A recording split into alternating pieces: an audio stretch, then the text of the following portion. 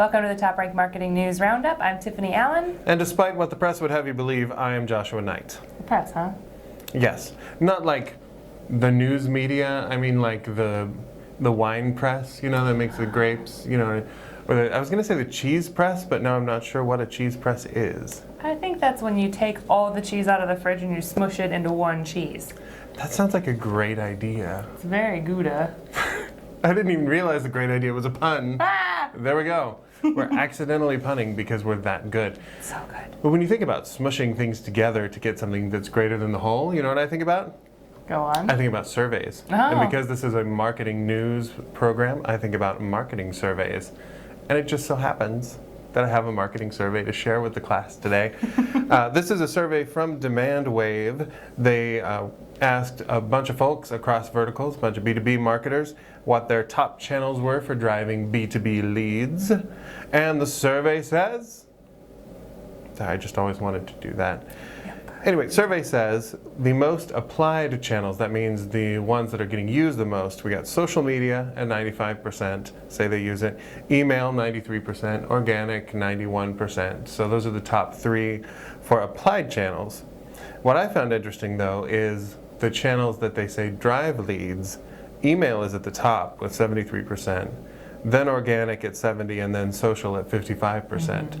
So the most effort is being put towards the third most useful. Mm-hmm.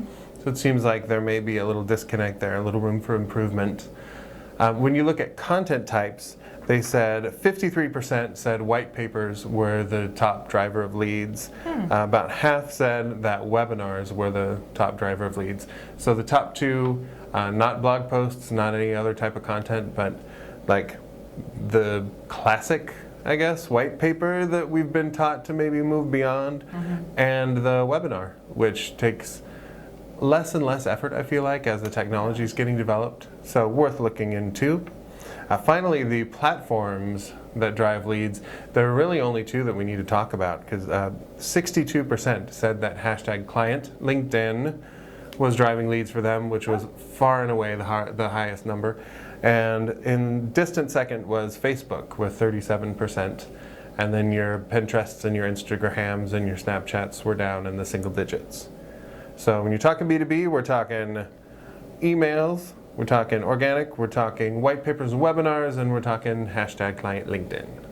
You know, it's interesting that Facebook is the second driver of leads for social platforms, especially to LinkedIn, because Search Engine Journal actually just did a survey, 2017 State of Digital Marketing Report, and they found that 62% of marketers surveyed said they'd pick Facebook over any other social platform. No kidding.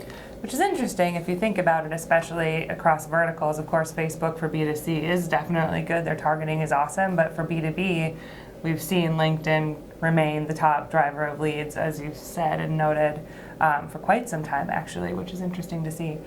But other things to note, 42% of respondents allocated almost all of their digital marketing budget to PPC and display ads. Okay. So there are a few people actually allocating a lot of their budget to social rather than paid search, which is kind of an interesting mix. Less than half of SEO professionals are regularly auditing new client websites, although 47% of SEO professionals say that you need to audit your website every 6 months or twice a year, which is kind of a disconnect there if you think about it. If you have a new client coming on, you want to audit their site, but if less than half are always doing that, it's kind of a missed opportunity. And then another fun social stat is that the top success metrics for social media campaigns are engagements, conversions, and traffic, which is interesting in that order. So folks are more concerned about social campaigns that drive engagement rather than conversions, which might have something to do with why they would choose Facebook over something like LinkedIn. Do we figure that's because they're not aware of the potential of social media for conversion? I think that's definitely part of it. It's been such a big driver of awareness for so long, but now the targeting is so much more robust. It's a lot easier to get to the right people, especially with content like white papers or webinars or anything that's gated where you can collect information on those people and generate leads.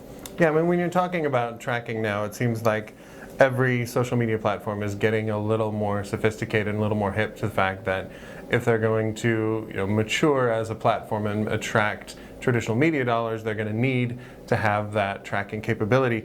So given that, Facebook actually is giving all advertisers access to cross-platform stats now. They took the Atlas ad server that was previously only available to their super enterprise billion-dollar clients, and they're making it available for everyone. They're rolling it into a tool that, in the grand tradition of not naming marketing tools anything exciting, is called the Advanced Measurement Dashboard. Woo! It's not even in all caps. Aw. At least LinkedIn has like the campaign manager to manage campaigns, but it's in all caps. But no, just the Advanced Measurement Dashboard, very unassuming kind of name. However, this is kind of cool. It can measure a bunch of metrics on attribution. You can look at which ads drive the most traffic. You can see how individual campaigns are performing, and you can compare your clicks, conversions, your impressions, and roll that all together to track your last click attribution. So they're trying to get it off of just what's happening on Facebook onto what's on your site.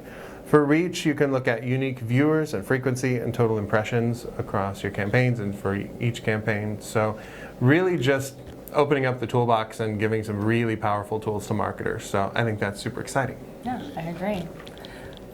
In other social media news, Snapchat has been sort of overtaken in their Geo Stickers, or will be soon, by Instagram. As we've been talking about for weeks now, Instagram has been modeling over Snapchat with their live stories, and now they're offering Geo Stickers, but only in New York City and Jakarta at the moment. So it's not the only two cities, really. The only cities anyone ever needs to go to.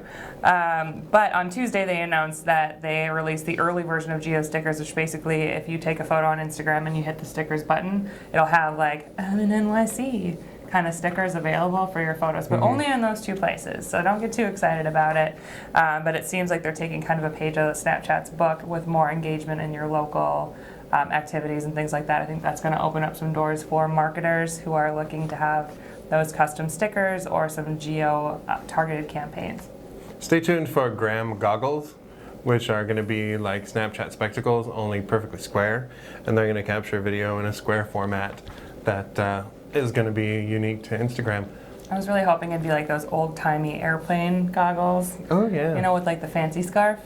Yeah, go steampunk Instagram. You won't regret it. No one ever has.